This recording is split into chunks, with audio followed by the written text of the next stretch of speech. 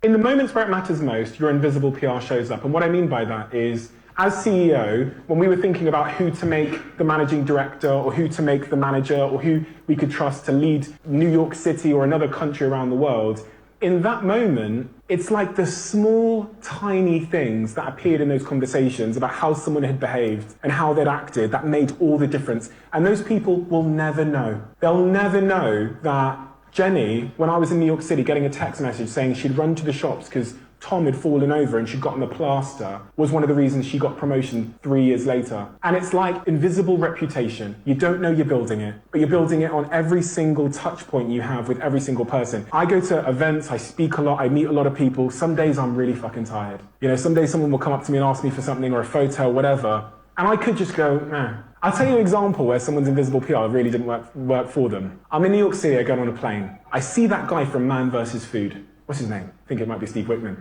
At the time, like I said, we're running the biggest food channel in the world called Love Food at the time. We're doing, millions of views on this channel. And so I messaged the food team and I messaged my wider team on our chat. And I go, oh my God, that Man vs. Food guy sat in front of me on the plane. In our company, we've always had this tradition. Let's not go into it now. But when you start, we ask you what your favorite sandwich is. Long story.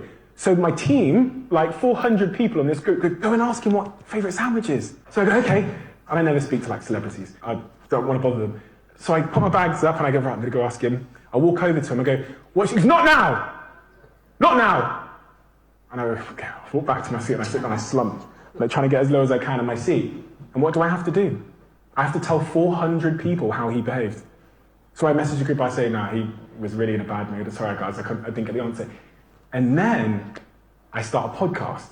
And I recount this story one day on the podcast. The podcast gets very big. He finds out. A lot of people start telling him. And he tweets me one day, apologizing for that. And I wasn't roasting him. I used it as an example of you never know.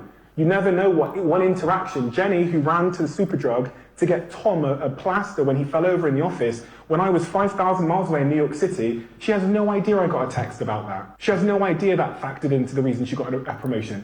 Every single person in here, including myself, has an invisible reputation which is working for or against you. And it's based on these small decisions you make.